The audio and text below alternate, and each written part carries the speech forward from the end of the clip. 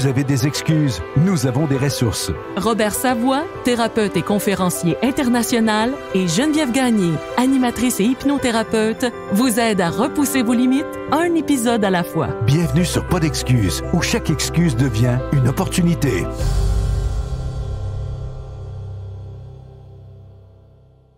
Alors, on vous souhaite la bienvenue à Pas d'excuses. Cette semaine, Robert, on va parler d'un personnage assez particulier. Mais juste avant, comment tu vas? Ben, je vais super bien, toi, Jen. Merci. Moi, quand je te vois, je vais tout le temps bien. Pars avec ça, Robert, quand je te vois, je vais tout le temps bien. Je vais en profiter pour remercier tous ceux qui nous écoutent, que vous soyez du Québec, de l'Europe, d'ailleurs dans le monde, que vous nous écoutiez en podcast sur une plateforme audio ou encore sur YouTube. Merci. Merci de le faire. Merci de votre présence, de votre engagement, de votre écoute. Ça compte pour nous parce qu'on fait pas ça pour nous, ce podcast-là, on fait ça pour vous. Et vous êtes de plus en plus nombreux à nous écrire et à embarquer dans ce chemin de conscience-là. Et on vous invite aussi, si c'est un podcast qui vous éveille, qui vous apporte certaines réponses, n'hésitez pas à le partager des fois à un ami autour de vous qui pourrait être dans le besoin, qui traverse une épreuve. Des fois, ciblez quelques épisodes, partagez-le, abonnez-vous sur les médias sociaux. C'est sûr que ça, c'est un retour qui est intéressant pour nous parce que ça nous permet de voir de un qui vous êtes et d'où vous venez, mais ça nous permet de grandir également en tant que podcast. Alors, on vous remercie énormément pour votre engagement et pour vos partages à l'avance. Yes. Et là, on va parler d'un personnage, le personnage de la victime. Et j'ai le goût de dire, c'est pas le personnage de la victime, c'est pas toujours quelque chose qui nous arrive.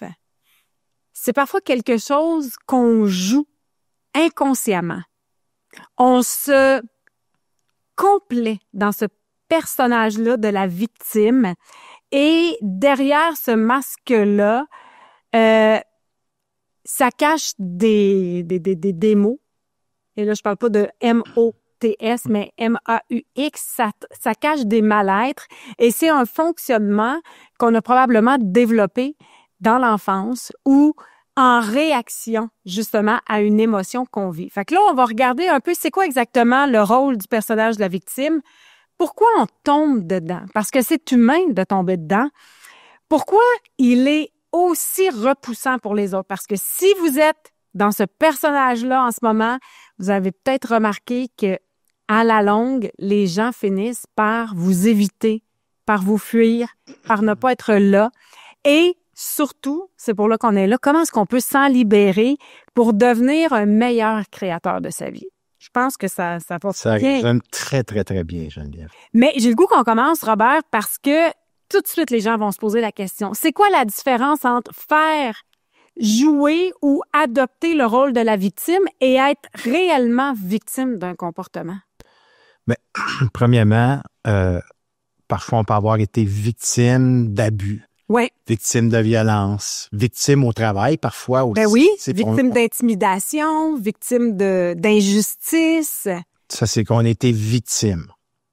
Alors oui, il y a toutes sortes de réactions qui vont se créer suite à cette façon d'avoir été victime.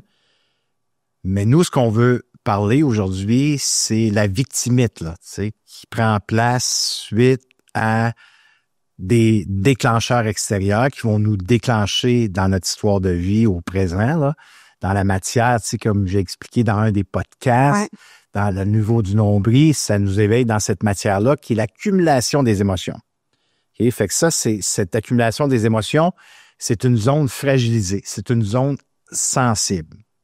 Alors, l'enfant, lui, il ne veut pas ressentir cette zone fragilisée, elle est sensible, c'est souffrant. Alors, c'est là qu'il vient le rôle de la victime à ne pas ressentir. Fait que là, on a développé des comportements. On a développé un schéma relationnel, un système relationnel pour ne pas ressentir cette souffrance-là. Et parfois, le schéma qu'on va avoir développé, c'est « je suis victime de tout ». Victime Et de tout le monde. Tout le monde. C'est un mal-être c'est un rôle, c'est un comportement typique de la victime. Puis ce comportement-là, c'est qu'est-ce qui se passe? C'est je rejette la responsabilité. Je veux pas voir la responsabilité de l'expérience que je vis au présent. Alors, cette victime-là, elle, comment est-ce qu'elle se comporte? c'est qu'elle va juger, elle va Blâmer les autres constamment. blâmer les autres. Vous m'entendez pas, vous me comprenez pas, puis tu sais, je fais des demandes, puis vous m'aidez pas. Fait qu'elle, là, elle est dans le mal-être. Et la victime, c'est une lourdeur. C'est une lourdeur qui vient sur nos épaules. C'est une énergie qui est lourde. Alors, cette victime-là va tomber dans le contrôle. Alors, je veux contrôler, là, puis elle utilise justement cette victime-là bien souvent pour aller chercher de l'attention. Parce que quand je suis victime, tout à coup, on s'arrête, puis on me donne de l'attention. Comment ça va? Puis là, je parle de qu'est-ce qui va pas bien. Et quand on tombe dans la victime, on veut beaucoup de se plaindre. Ouais. Se plaindre, puis on devient aussi, quand on tombe là, dans ce typique de victime, c'est qu'on va beaucoup relater ce qui va pas bien.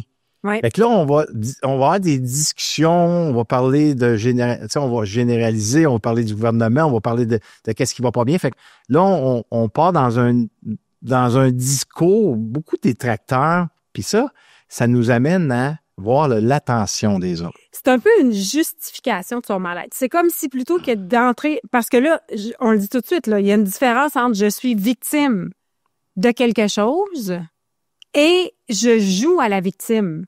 Et ça fait toute la différence, OK? Quand on embarque dans ce personnage de la victime-là, c'est comme si on venait répondre à notre besoin d'exister. Notre besoin d'exister qui n'a pas été comblé ou qui n'a pas été entendu, quand je joue la victime, peut-être que c'est ce que vous avez fait par le passé, soudainement, vous avez réalisé qu'on vous écoutait ou que vous existiez à ce moment-là. Fait que, ça fonctionne de cette façon-là, donc vous avez répété. C'est un rôle qu'on a développé. Puis il faut faire la différence aussi que bien des gens que j'ai pu constater à travers mes étudiantes, ils me disaient, ouais, mais quand je deviens vulnérable et sensible, je veux tellement pas paraître pour une victime. Là, il faut être capable de départager les trois qu'on vient de nommer. Oui, on a été victime suite à certaines expériences qu'on a souffert, OK? Ça, oui, ça existe. Il y a la victime que c'est un comportement typique de la victime qui fait en sorte que je me déresponsabilise, je rejette la responsabilité. Alors, je suis dans le jugement, dans des comportements que je vais me plaindre. Et ce qu'on doit prendre conscience aussi, bien souvent, on est dans le complot. OK? Exemple, si on prend une relation qui vient de se séparer, là, je vais appeler certaines personnes, je viens de me séparer, puis tu sais pas ce qu'il me fait, puis là, regarde comment est-ce qu'il est, puis il est pas correct. Puis bien souvent, l'autre personne va faire quoi? Va faire de la confluence. Voyons donc, ça n'a pas de sens d'avoir vécu ça. Fait que là, je vais chercher une forme d'attention. Et là, quand je fais ça dans le complotisme, tel que je viens de le nommer, c'est que je vais avoir la personne sur mon côté. Aimez-le pas, lui, il n'est pas correct. C'est moi ici qui fait pitié. C'est moi qui est victime. Puis la victime, là, quand on est dans ce typique de victime, ce n'est pas facile de l'admettre. On veut pas se voir qu'on est victime. Mais c'est vraiment, on n'apprend pas à nommer comment est-ce qu'on se sent. Fait que ça, on est en mode survie avec la victime, puis c'est un fonctionnement qui s'installe et c'est une énergie qui est très lourde. À vous remarquer, si vous avez des gens qui sont victimes alentour de vous, est-ce que vous êtes capable d'être sensible à ces personnes-là? C'est très dur d'être sensible à quelqu'un qui est victime. Tu sais, on a le goût de s'en aller, on n'a pas le goût d'être près d'eux, ça devient lourd, on ne sait pas quoi dire ou on va se forcer à dire des choses. Je te comprends, c'est pas facile ce que tu vis, mais la majorité du temps, c'est pas facile être sensible à une victime, puis c'est pas facile de l'admettre, de se voir dans la victime. Et il y a l'autre aussi, comme j'ai nommé, quand on devient vulnérable et on est sensible à sa zone fragilisée, puis qu'on le partage, puis on le verbalise, puis on est sensible à soi, on n'est pas victime. Il faut être capable de départager là, la différence, parce que sans ça, les gens s'empêchent d'être vulnérables et sensibles à eux. Ils se croient victimes à ce moment-là, puis on veut pas se voir, on veut pas se faire voir. Puis pourtant, c'est une des clés tellement importantes de se permettre d'être vulnérable et sensible à ce que je vis quand je suis déclenché dans mon histoire de vie au présent. Et pour reconnaître les caractéristiques du personnage de la victime, blâme constamment l'extérieur. Tout ce qui lui arrive n'est jamais de sa faute, OK? Sentiment d'impuissance entretenu. Je suis pas capable d'avancer, mais c'est pas à cause de moi, c'est à cause de telle situation. Besoin de reconnaissance dans la souffrance. Donc, je souffre, reconnaissez-moi là-dedans et surtout, refus de responsabilité personnelle. Donc, on refuse toute responsabilité. Je rejette la faute sur l'autre. Moi, j'ai déjà connu quelqu'un dans le passé, il allait au restaurant avec sa conjointe, OK? Et il voulait pas commander. Commande pour moi. Et là, elle commandait un plat et si le plat n'était pas bon, il était fâché après elle. Tu comprends? Il était victime de son choix. La faute à toi. C'est toujours de la faute des autres. C'est toujours de la faute des autres. Le personnage de la victime a un très mauvais regard sur lui-même. Fait que ça va peut-être être difficile pour les gens qui nous écoutent en ce moment de reconnaître ça. Puis c'est pas de tomber dans la culpabilité de l'avoir laissé exister dans votre vie, c'est reconnaissez-le. Est-ce que j'ai tendance à toujours blâmer l'extérieur? On l'a tout. Il n'y a pas d'exception à la règle. Là, je sais que il y a peut-être certaines pénombres. Comment on peut faire pour le reconnaître, OK?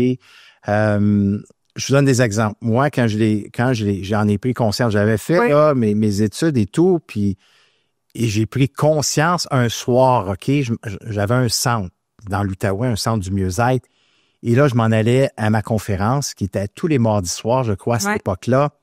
Et Carole, ma tante Carole, qui était la tante à Nathalie, qui était la mienne aussi par alliance, elle m'appelle, puis elle dit, Robert, écoute, je pourrais pas descendre ce soir, aller t'aider. Il y a une tempête de neige, puis elle reste en Ontario, à 45 minutes du centre. Puis là, je dis, écoute, ma tante, il y a pas de souci, il n'y a pas de problème. Regarde, je vais m'occuper de tout ça. Fait que je ferme la ligne. Et là, la victime en moi prend place. Là, c'est vraiment un fonctionnement. Là, comme je dis, il y a une résistance qui s'installe. Le contrôle, il prend présence. Puis là, je m'en vais me plaindre à Nathalie. Là, ça n'a pas de sens. Ma tante Cara ne sera pas là ce soir. Puis qu'est-ce que je vais faire? Puis là, je suis dans le jugement, je suis dans la critique, je suis dans le blâme. Puis là, je fais pitié. Pourtant, à tous les mardis, il y avait 100 à 125 personnes, puis 70% de ces gens, ils revenaient semaine après semaine. Fait qu'ils savaient comment ça fonctionnait. Oui. J'avais de l'aide amplement. Là. Et là, je suis parti à rire. J'ai parti à rire, puis je dis, Nathalie, et là, je fais pitié. Puis je veux que tu me dises que, voyons donc, mon pauvre chéri, mon pauvre Robert, tu vas être seul à soir, et tu fais pitié. Je voulais avoir l'attention de l'autre. Je voulais que l'autre me prenne là puis dise, ben voyons, je suis là pour toi. Puis là, j'ai parti à rire, j'ai éclaté, et là, c'était les premières fois que je prenais conscience que j'étais victime. D'autres choses qui peuvent arriver aussi, Geneviève. Bien souvent, quand on tombe dans ce rôle-là, dans ce fonctionnement-là, on va fermer les portes d'armoire un petit peu plus fort. On va marcher du talon, on va marcher fort. On va faire entendre qu'on a besoin d'attention. Pourquoi? Parce que quand on tombe dans ce fonctionnement-là de la victime, elle a un grand pouvoir.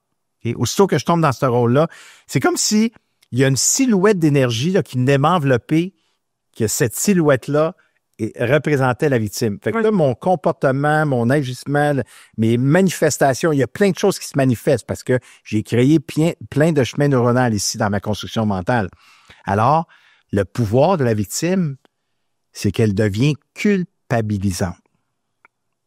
La victime devient culpabilisante. Alors là, tu m'as pas donné ce que je voulais, là. Si je ne vais pas bien, c'est ta faute.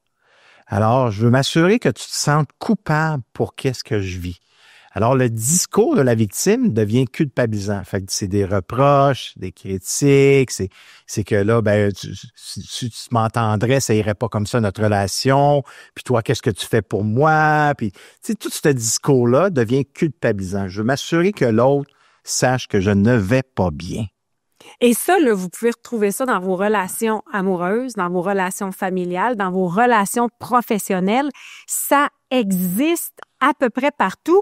Et comme tu l'as dit, on peut facilement glisser dedans à petite et à grande échelle, là. Ah oui, écoute, il y en a qui sont pris, là. Puis parfois, là, ça peut prendre des années avant de prendre conscience. Ça vient de loin, là. Et c'est tellement souffrant pour ces personnes-là qu'il y a personne alentour de nous qui on veut être avec ces gens-là quand ils vivent ces moments-là. Ils ne voient pas clair, ils ne voient rien et c'est difficile pour eux de sortir de ce rôle de victime. C'est souffrant, là. Je veux le dire avec malaisant. beaucoup d'amour, mais ma mère était très, très victime. Tu comprends-tu? Tous ces malheurs passaient par les comportements de mon père. Tu comprends-tu? Ben là, t'es arrivé en retard. Mais tout ça, c'était inconscient. Tu comprends-tu? Puis ça part, quand on entre dans ce personnage-là, c'est que il y a des blessures dont on n'a pas pris soin.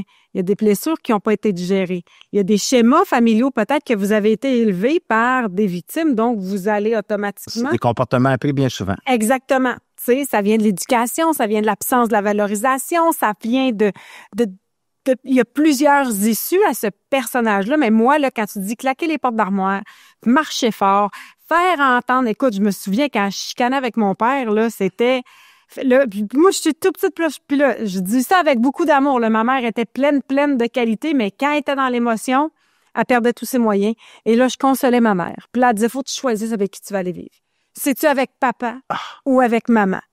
Puis là, ben là, t'as mon père, heureusement, mon père était dans le salon, il dit, regarde, fais pas de choix à soir, là, demain, tout va être correct. Il connaissait bien le personnage, mais ça existait beaucoup dans ma famille, ce personnage-là. Yeah. Puis ça, on remonte aux années 80, 90, les outils pour se regarder, pour comprendre qui on est, étaient pas aussi présents. Fait que c'est rien contre ma mère, mais c'est un personnage que j'ai beaucoup côtoyé dans l'enfance. Je sais pas ce que les gens... J'ai hâte d'entendre vos commentaires Oui. parce que on a tous notre barème de victimes ici.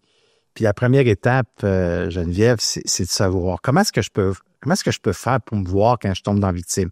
C'est quand que la vie va pas bien, là, tu sais. Ouais. Tout va mal, puis ça va pas bien.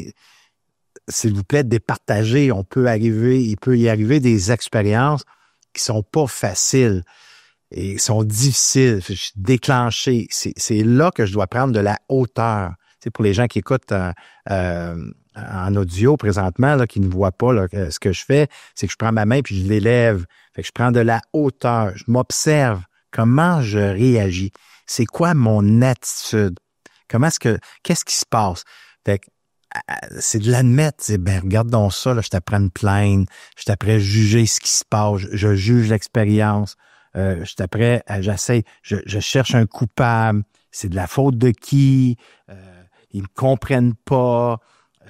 Ça va pas bien, puis ça arrive juste à moi, puis le ciel m'a tombé sur la tête. Tu sais, tout ce discours-là, victimite, ça nous démontre que là, le personnage de la victime a pris place. Parce que au départ, quand on entre dans ce personnage-là, il y a quand même des avantages inconscients. On reçoit de la compassion des autres.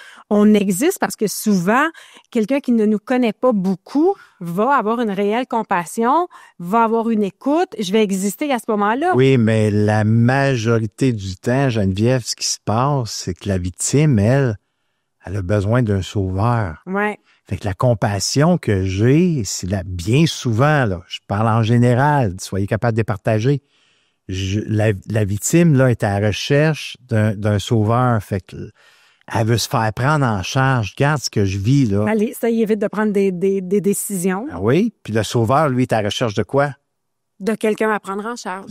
Quelqu'un à prendre en charge, parce que le pouvoir du sauveur, c'est de prendre l'autre en charge. Fait que je déresponsabilise l'autre. Avec le temps, j'enlève son autonomie. Avec le temps, il perd confiance en soi. Alors, la victime, elle, ce rôle-là, inconsciemment, elle le joue souvent parce que là, je vais chercher de l'attention de certaines personnes. Alors, bien souvent, ne va pas sans l'autre. Tu sais. Fait que s'il y a une victime, ça veut dire qu'il y a eu un sauveur pas loin. Fait que si papa et maman sont pas là, ça va être qui le prochain qui va me prendre en charge puis qui va répondre à mes besoins puis qui va me satisfaire, là. Alors, c'est un triangle bourreau, victime, sauveur qui est très souffrant. Puis quand on reste pris dans ce fonctionnement-là, c'est qu'on est dans notre construction mentale et là, on est sur le pilote automatique. On est en mode survie. Fait mais on perd complètement son pouvoir. On perd complètement son pouvoir et à ce moment-là, c'est que c'est difficile à apprécier la vie. C'est difficile d'apprécier les gens autour de nous. Dans ce comportement-là, c'est qu'on prend bien souvent les gens pour acquis. Pourquoi? Parce qu'on se prend pour acquis. Et on ne peut pas voir la beauté, on ne peut pas voir tout ce que la vie nous apporte, tout ce que les gens nous apportent. On est souvent dans la dépendance. Premièrement, on dépend beaucoup des autres. Dans la plainte, mais aussi dans la négativité. On se nourrit beaucoup de tout ce qui va pas bien autour de nous. Et c'est vibratoire, hein? Plus tu accordes l'importance, le parallèle de la voiture, là, tu nous avais raconté ça à un moment donné, mais vous le savez, c'est quoi? Tu t'achètes une voiture, tu penses qu'il y en a pas comme ça, ce modèle-là, de cette couleur-là. Et à partir du moment où tu l'achètes, t'en vois plein sur la route. Ben, c'est un peu la même chose aussi pour la victime. Si tu ne vois que le négatif autour de toi, ben, tu vas avoir l'impression qu'il n'y a que ça. Tu n'auras plus de regard sur les moments qui vont bien, sur le positif dans ta vie. C'est comme si tu y fais abstraction complètement. Puis ce qu'on doit comprendre aujourd'hui, suite à cette rencontre qu'on a ensemble, c'est de prendre la victime comme un allié à partir de maintenant, OK? C'est pas un défaut. Il n'y a pas de pas correct. Tu comprends? Faut que je le prenne comme un allié. De le voir différent de qu'est-ce que je le voyais avant ou peut-être que je le voyais pas. Alors, comment est-ce que je peux prendre conscience, comme j'ai nommé tantôt? Aussitôt vous tombez dans le jugement, là, ça veut dire qu'il y a de l'insatisfaction. Ouais. Jugement, je me plains, tu sais, de se plaindre à répétition, là, ça veut dire que là, la victime a plus de place. La vie va pas bien, tu sais, ce discours-là. C'est ma faute, les impôts ont monté. C'est d'être capable de reconnaître son rôle. Là, je reconnais là que mon fonctionnement présentement a pris justement le chemin de la victime et mon langage devient culpabilisant, mon langage est dans le jugement, je me plains. Ça, c'est la première étape, c'est d'en prendre conscience. Et je fais de ce personnage-là un allié. Je lui dis, hey, merci. Merci d'être là parce que toi, tu es après me montrer qu'il y a des besoins qui sont insatisfaits. Ça veut dire que dans le ici maintenant, comme j'aime dire souvent, Geneviève, je n'existe pas avec ce que je vis parce que j'ai été déclenché dans ce personnage de victime. Alors, j'existe pas là. J'existe pas pleinement à comment est-ce que je me sens, à qu'est-ce qui se passe en moi que je n'ai pas pris soin dans le ici maintenant, qui sont mes émotions. Alors, je le remercie de dire, merci, tu es après me montrer que je me suis peut-être castré, je me suis peut-être refoulé de mes émotions, et là, j'ai une opportunité d'avoir accès à cette zone fragilisée, et on n'a pas besoin de nommer l'émotion juste là, du rejet, de l'abandon, de l'injustice, de la trahison. Ou on s'arrête et on se dit, OK, je vais me servir de mon corps pour ressentir le malaise dans mon corps. Qu'est-ce qui est là? Alors, mon corps devient un instrument, devient un outil essentiel pour ressentir les malaises. Fait que là, je rentre en contact avec ce malaise-là. Fait que je prends conscience. Ça peut être épeurant, oui. Mais il n'y a pas d'autre chemin. Il n'y en a pas d'autre. Je peux me créer d'autres chemins neuronaux ici, d'autres façons de penser, d'autres façons d'agir. Mais il y a une partie de soi qu'on a accumulé des émotions. On les a accumulées puis sont logées au niveau du nombril. Alors, ça veut dire que cette énergie-là, quand elle s'éveille suite à un déclencheur, je dois m'en occuper. Et si je m'en occupe, c'est quoi que je fais? Si je la libère, cette émotion-là, au présent, là, suite, peu importe l'expérience, j'élargis mon champ des possibles. Ma zone de confort, je l'élargis. C'est ça qu'on doit comprendre. Cette énergie-là, si on pouvait la laisser là toute notre vie, qu'elle donne toute notre vie, mais c'est pas notre réalité. C'est parce que faut comprendre aussi que quand tu es dans le rôle de la victime, il y en a qui sont logés là depuis de nombreuses années. C'est que tu as perdu ton pouvoir, mais t'entres dans une fatigue émotionnelle immense, tu comprends? Il y a une frustration constante. Tu as une impression aussi de tourner en rond parce que comme c'est jamais ta faute, ben tu reprends à aucun moment ton pouvoir, tu comprends-tu? Puis il y a une espèce de perte de respect envers soi-même qui est tellement présente que de juste en prendre conscience. Si vous nous écoutez en ce moment, vous dites « J'ai l'impression qu'on parle de moi. Je me reconnais là-dedans. » Ça éveille quoi? Premier exercice. Qu'est-ce que ça éveille? Est-ce que ça éveille de la culpabilité? Est-ce que ça éveille de la honte? Est-ce que... Ne nourrissez pas ces émotions-là. Elles ont juste besoin d'exister. Puis c'est un peu ce que tu dis, tu sais. Moi, ça m'arrive des fois là, de m'asseoir et de dire, OK, qu'est-ce qui se passe? Moi, je suis une workaholic dans la vie. Tu sais, j'ai beaucoup, beaucoup existé dans le travail. Fait que si un avant-midi, je travaille pas, puis ça peut être même la fin de semaine, Robert, j'ai une culpabilité à l'intérieur de moi. Puis j'ai fait ça pendant des années jusqu'à ce que je mette le projecteur sur moi. Ça peut prendre ma douche, là. Je peux pas répondre à des courriels dans la douche. Je me sens coupable. Mais ça s'en vient, hein? Oui, je sais. J'attends. Mais tu comprends? Fait que juste de m'observer, ça déjà, ça libère. Observons notre discours. Ouais. Quand esprit, ça va pas bien. Pourquoi encore? Oups, ces phrases-là, il y aura un chemin neuronal qui a été créé, puis là, la victime prend place rapidement. Alors, juste de s'avouer, de se voir, puis de laisser vivre, puis je répète, de prendre cette victime-là comme un allié, ça peut faire toute la différence. Apprendre à l'aimer. Parce que cette partie-là de soi n'a pas été entendue, n'a pas été bien souvent éduquée. On ne nous a pas montré c'était quoi la responsabilité de qu'est-ce qu'on vivait. Alors, cette partie-là, souvenez-vous ce qu'on a dit au début, c'est que je rejette ma responsabilité. Alors là, je suis prêt à lui donner une importance. Pas le fait de continuer à vivre la victime, de prendre cette victime-là pour aller à l'intérieur de soi et de ressentir ce qui se passe à l'intérieur de soi en étant responsable. Alors, ça fait toute une différence. Puis, tu sais, j'étais à mon chalet ce week-end, OK? Ouais. Puis c'est tout nouveau, là. Ça fait quelques mois qu'on a acquis de ça une belle place. C'est tout rénové, mais la base a été construite. C'est solide, là. C'est bien fait. Mais par contre, le côté esthétique, tout ça, il y a certaines choses qui restent ça a été mal fait. Ça a été mal fait, point, OK? Sans insulter personne. Et là, on a un champ d'épuration, ma belle Geneviève. Et là, les tanks qu'on appelle au Québec une tank, c'est le réservoir au sel et tout ça, c'est plein. Et là, le chalet, c'est que ici au Québec, on a des vannes. Des vannes, c'est un tuyau qui sort normalement sur le toit pour la senteur. Okay? Dans nos salles de bain, nous, au Québec, là, si tu fais le numéro 2, ça se peut qu'il y ait une senteur. Okay? Ouais, la senteur ne vient pas de la toilette, elle vient de... OK? Fait que le vent, c'est pour... Hein, mais c'est pour évaporer. Évaporer, c'est ça. Sortir l'odeur. Mais nous, c'est neuf, là. La façon que ça a été construit, le vent, il sort sur le côté du mur. Ouais. Et là, les réservoirs, en étant pleins, c'est que tout, quand on flush, quand on rouvre l'eau, on prend notre douche, ça sort tout par là. Et là, je me suis aperçu de ça. Je dis, voyons, c'est quoi le blanc au sol? Ouais. Du papier de toilette. Il y avait un peu de tout, OK? Mais ça a pris, là, 30 secondes, là. 30 secondes, je suis tombé dans victime. Ben voyons donc, ça n'a pas de bon sens, puis... Okay, mais franchement, là, comment ça qu'ils n'ont pas construit ça comme... Hey, ta gueule, Robert. Tu as eu un inspecteur qui a fait l'inspection. Mais c'est peut-être l'inspecteur qui te l'a pas dit. C'est dans le document. C'est là, je l'ai vu. Et là, c'est...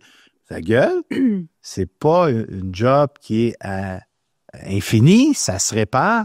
Alors, et c'est ta responsabilité. Tu aurais pu ta responsabilité, puis même ne pas... De blâmer. De blâmer. De rejeter la responsabilité. Quand j'ai signé l'offre d'achat, j'étais conscient que certaines choses à réparer. Ouais. L'inspecteur a fait un travail exceptionnel. Alors, je le sais ce qu'il a à réparer. Mais le temps que je reste dans le jugement du propriétaire, puis c'est de sa faute, puis il aurait dû nous parler de ça, puis j'aurais dû prendre ma place, puis j'aurais dû le faire réparer. Là, je suis dans la victime, je juge, je t'apprends à me plaindre.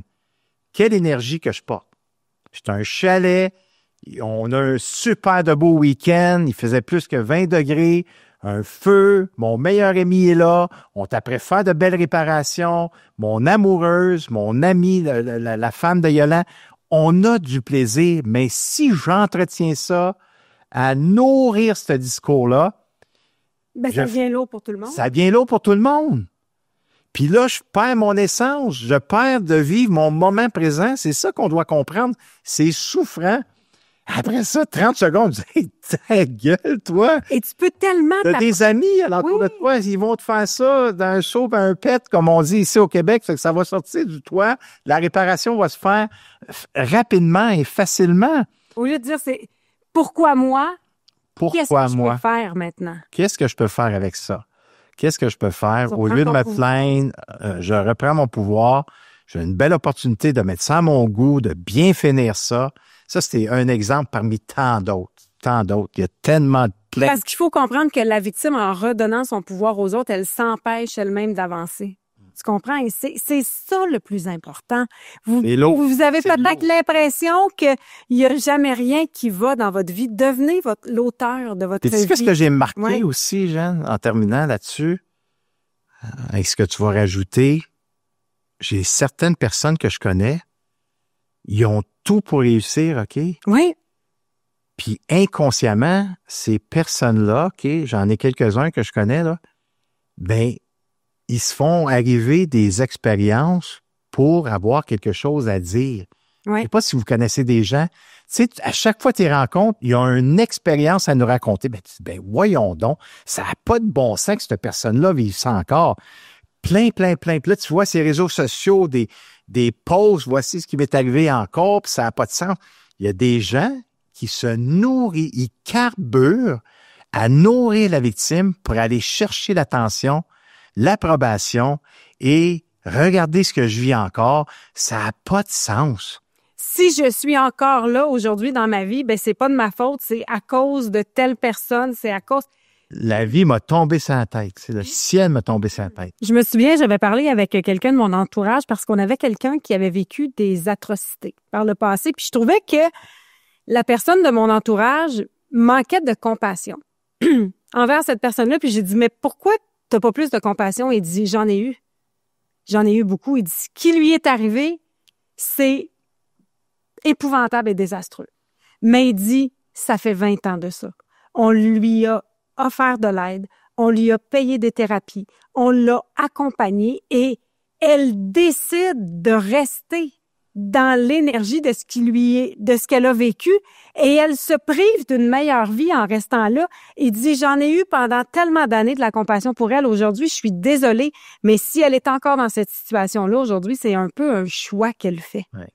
Puis ça m'avait comme un peu heurté, mais en même temps, j'avais compris un peu que c'est...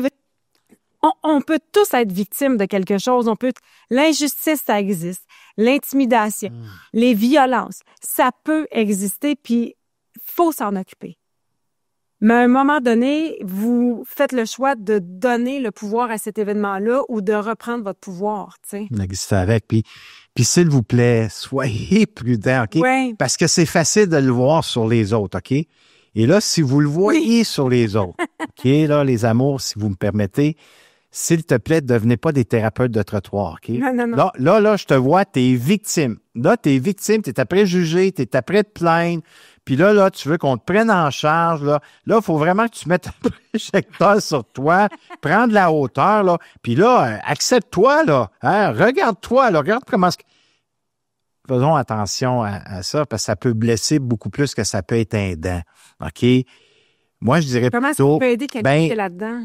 Moi, ce que je dis, puis que je me permets de le dire quand la personne est prise vraiment dans sa construction mentale puis dans ce fonctionnement de victime, là, je me permets de dire, je t'entends dans qu'est-ce que tu vis présentement. Si la personne est après juger une autre personne, si la personne est après se plaindre d'un événement, là, puis elle répète, moi, là, j'ose le nommer, dire, présentement, c'est difficile d'être sensible à ce que tu vis, pas à toi.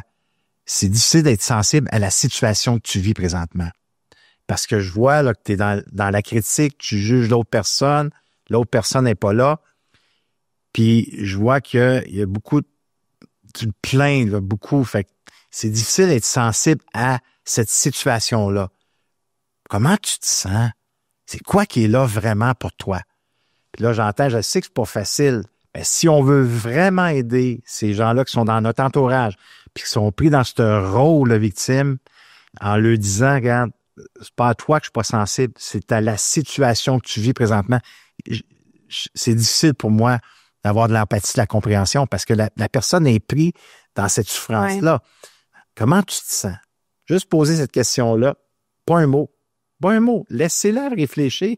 Laissez-la peut-être qu'elle va repartir encore. Ben ouais, mais c'est pas moi, c'est l'autre. Arrêtez ça là.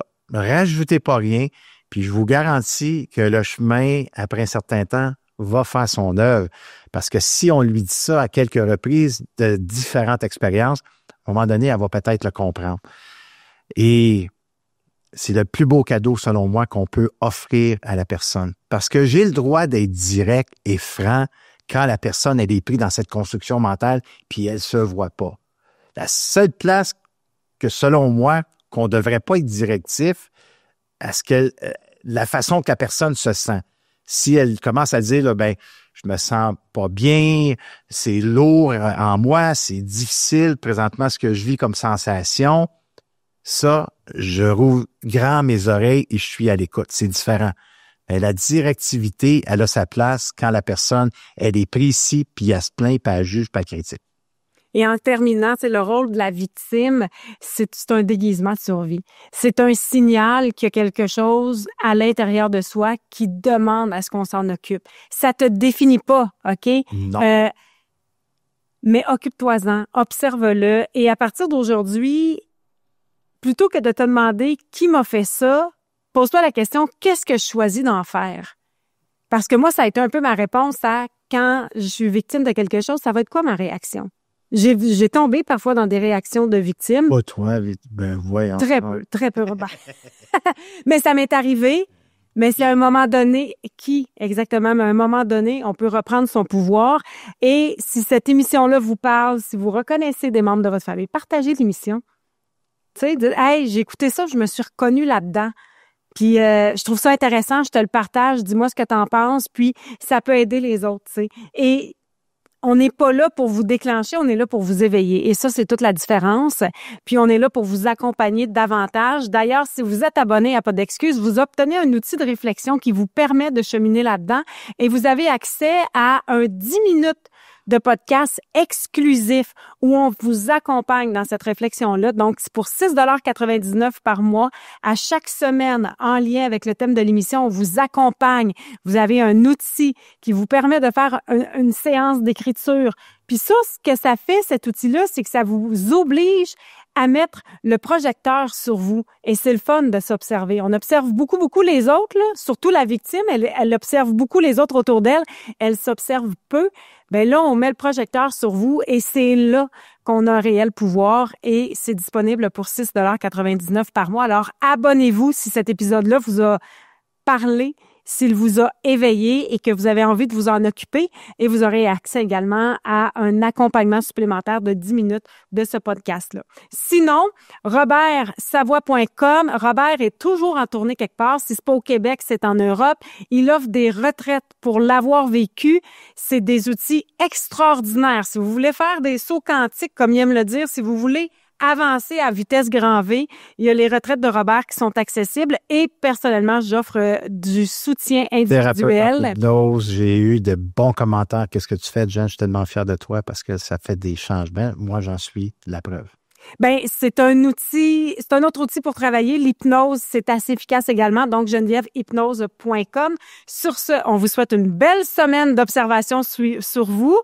On salue peut-être la victime en vous pour la dernière fois. Donnez-lui de l'amour. Oui. Donnez-lui de l'amour à cette victime. Elle a besoin beaucoup d'amour.